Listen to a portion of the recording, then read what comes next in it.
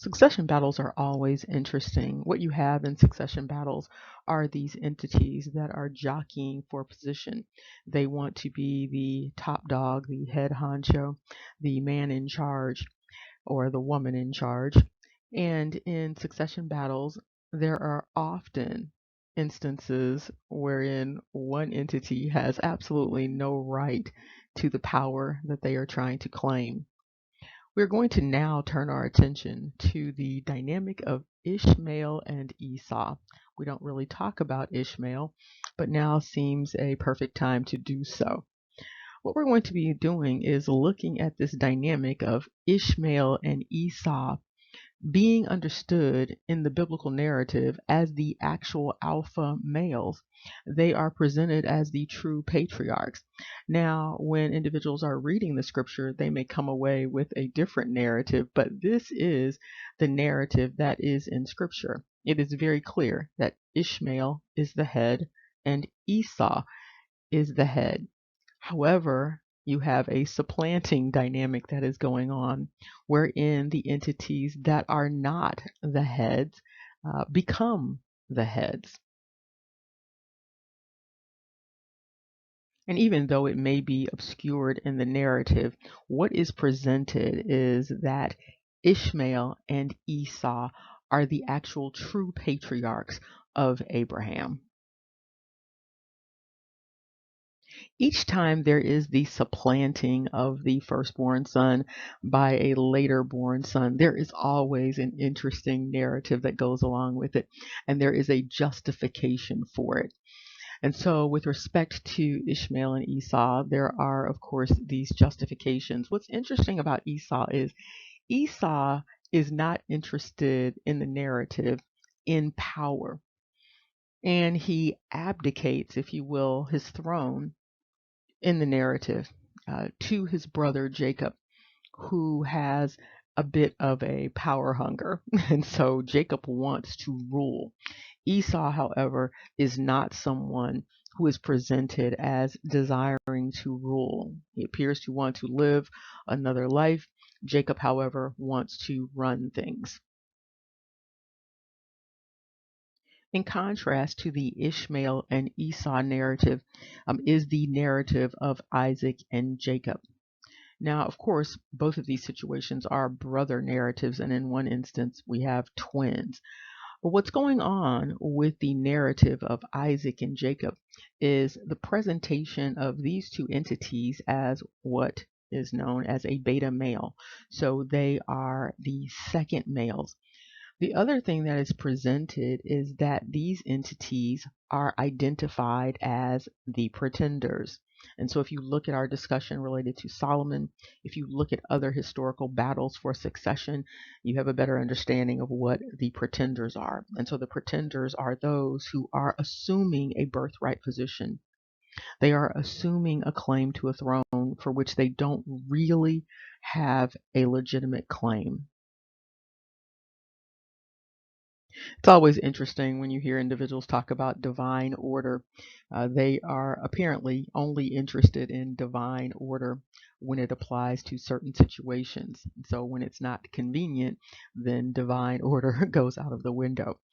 With respect to this divine order, these two older brothers, Ishmael and Esau, are understood as Ab. They are the fathers of the nations that are descending from Abraham. However, based upon these twisted narratives, they are presented as the younger brothers. They are treated as the younger brothers, and so therefore they are not treated as the heads, which is what they are. They are not treated as the fathers of these particular tribes or clans. In addition to this identity of father, these patriarchs, Ishmael and Esau, are actually the patriarchs that are coming from Abraham or Abram. And what they are understood as are chiefs. You see this specifically related to Esau because his descendants are identified as chiefs. That is a word that is used for them in terms of the translation. And so that's what they are considered, Ishmael and Esau. They are the actual chiefs that are descended from Abraham. However, they have been supplanted for a variety of reasons, a variety of excuses, shall we say, in order to then make them less than chief and make them subservient in the narrative to these brothers that have been exalted, that have been elevated. And as we've been looking at these narratives, we understand that Mary is understood as a Moor, a Mar, a Muir, based upon this understanding of one being the head. And so Ishmael and Esau are also understood as Moor, Mar, Muir, because they are considered the heads. Another word for Mar, Muir, Moor is Ram or Rome or Rum. You also see this name as a part of Abraham's name before Abraham's name was changed to conceal the fact that he is identified as the exalted father or the father of Rum or Rome or Ram. And so when you look at these narratives related to Ishmael and Esau and Isaac and Jacob, and you consider the idea of divine order or whatever type of order you want to talk about, anything other than chaos, when you are talking about order based upon law, based upon nature, you still come up with Esau and Ishmael being of the higher order with respect to what the law states and with respect to nature. A firstborn is a firstborn is a firstborn. You can call a firstborn whatever you want to call a firstborn. However, a firstborn is a firstborn, and simply calling a secondborn the firstborn does not, in reality, make that secondborn a firstborn. You even see this odd dynamic with respect to the children of Jacob. This narrative of the secondborn or later born taking the place of the firstborn is just pervasive throughout the narratives. And so even when you look at the children of Jacob, and you have Reuben, who is the firstborn, and then there again is this interesting narrative where Reuben ends up supplanted by these younger brothers, namely Joseph and Judah. However, regardless of how you look at this, Reuben is the firstborn. And so that is by law and by nature. And it's not possible by law or nature, the law of nature, to change this. But this is changed time and time again in these narratives. But again, Ishmael and Esau, by law and nature, are the heads, not Isaac and Jacob. Now, to clarify this whole dynamic of alpha, to make sure that people understand what alpha is all about, it essentially means the first, the leading, the chief, the primary one. And so that's what these boys were when they were born. They were the alpha males of that particular lineage. It means the firstborn of a lineage. In this case, these are the first nations of Abram or Avram or Abraham. And so they are the first. There's no way to make them the second because they are by nature the firstborn. And when individuals are attempting to pretend that they are not, or coming up with all of these justifications for why they should not be understood as the firstborn, that's simply some game playing. While there are many questions about the Apocrypha, we will use the Apocrypha for reference for this particular discussion. And so in this book called Second Esdras, chapter 6, we have this notation that indicates, and we are at 57, and now, O Lord, behold, these heathen, which have ever been reputed as nothing, have begun to be lords over us and to devour us. But we thy people, whom thou hast called thy firstborn, thy only begotten, and thy fervent lover, are given into their hands. If the world now be made for our sakes, why do we not possess inheritance with the world? How long shall this endure? What I want you to make note of here is that these entities are being called the firstborn, according to this narrative. This is not the same as actually being the firstborn. And of course, it's always interesting to note how individuals actually justify this supplanting dynamic with the second-born or later-born replacing the firstborn, as long as it is convenient. However, when it doesn't seem convenient, it's not a narrative that individuals tend to embrace very readily. However, there may be a reason that is not made clear for these secondborns who have supplanted the firstborns being under the oppression of these firstborns. In order to better understand this battle for succession, we are going to turn to the favorite book of many people, which is the book of Deuteronomy. We are in chapter 21, and it is on the right of the firstborn. And it indicates at 15, if a man has two wives, which of course David had more than one wife, and he loves one but not the other, he was willing to do almost anything for Bathsheba. So she was understood as the loved one. And both bear him sons, but the firstborn is the son of the wife he does not love. When he wills his property to his sons, he must not give the rights of the firstborn to the son of the wife he loves in preference to his actual firstborn, the son of the wife he does not love. It's as if this was written in anticipation of David, Bathsheba, and Solomon. He must acknowledge the son of his unloved wife as the firstborn by giving him a double share of all he has. That son is the first sign of his father's strength. The right of the firstborn belongs to him. Now, Solomon was not only not the firstborn, he was not the secondborn or the thirdborn. And so he had quite a way to go before he got to this top position. However, based upon what took place with David, Bathsheba, and Nathan, Solomon miraculously became the king.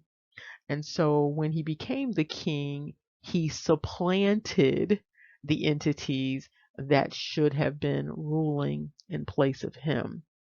And so he did not have a right to this throne that he had assumed.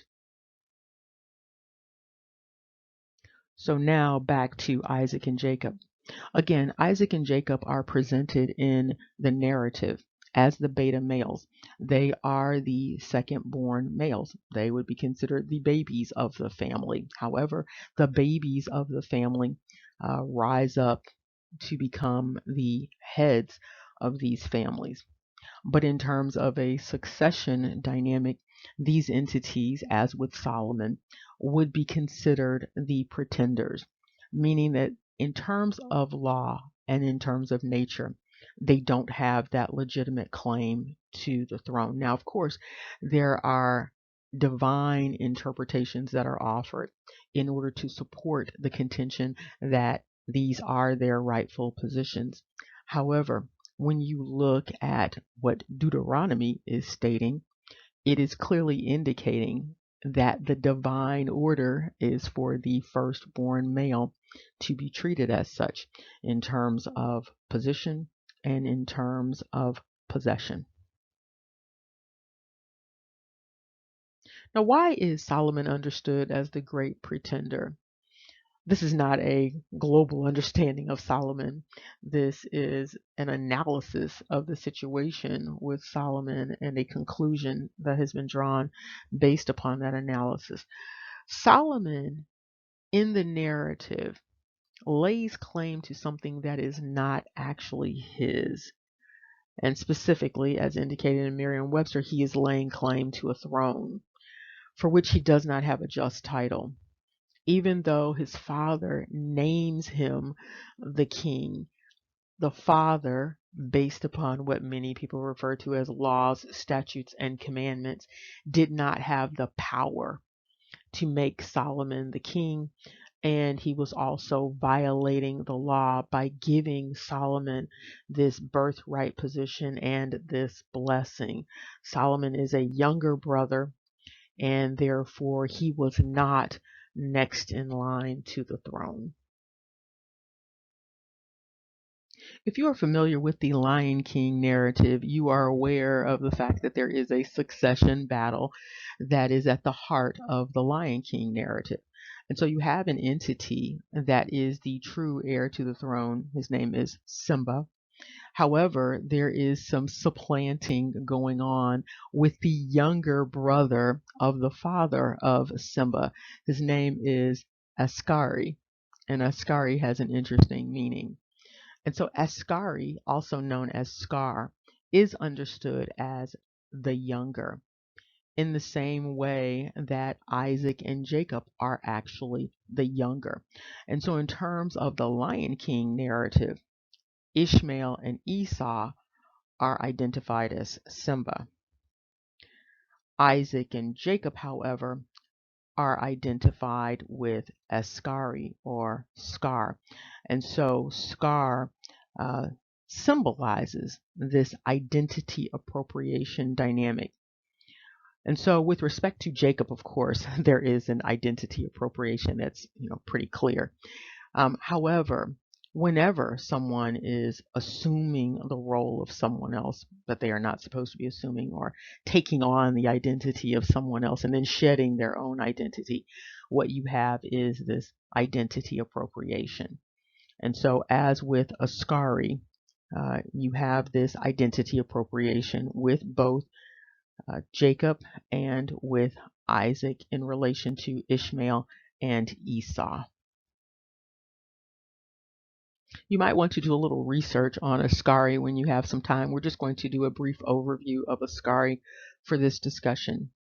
The Askari, which is the name for Scar, these entities are soldiers. They are understood as a warrior class, and specifically, they are understood as soldiers from East Africa that served in colonial armies. They served as sort of a vanguard.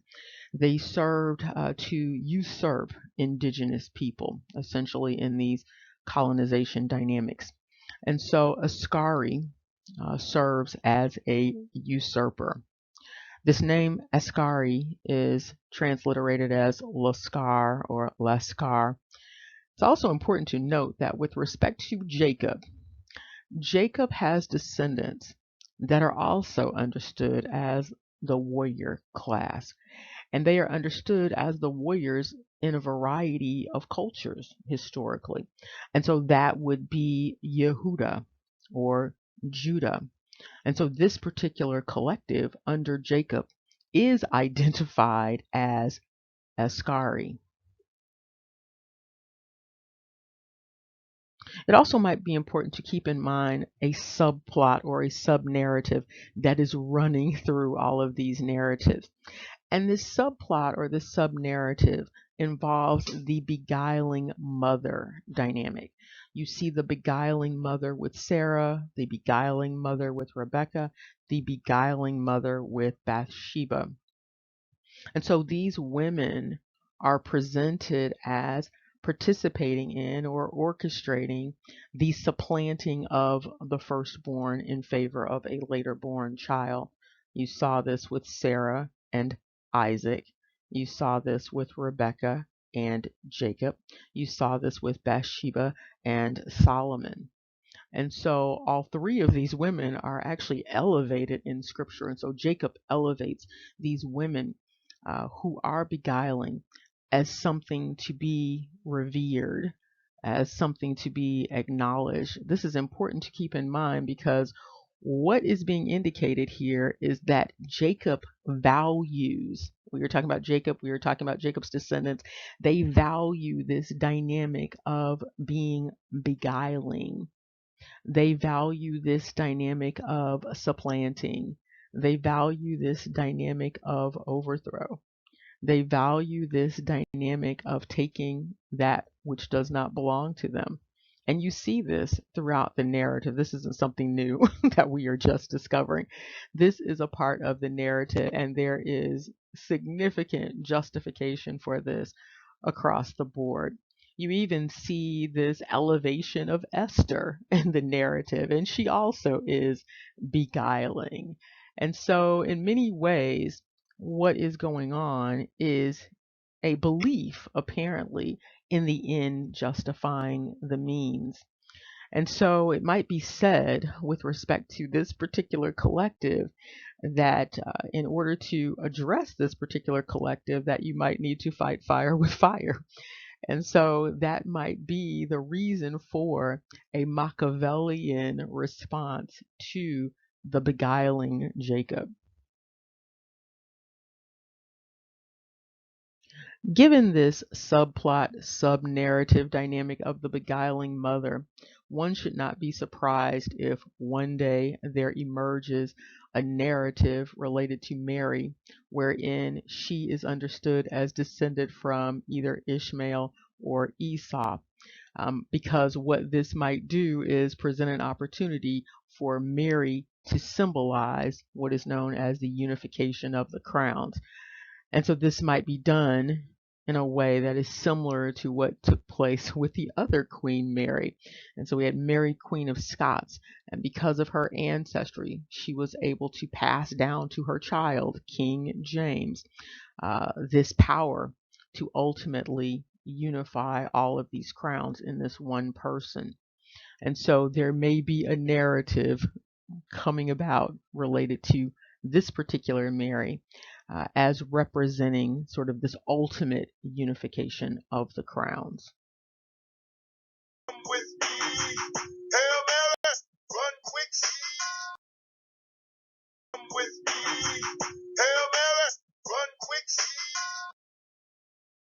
with me, Hail Mary, run quick.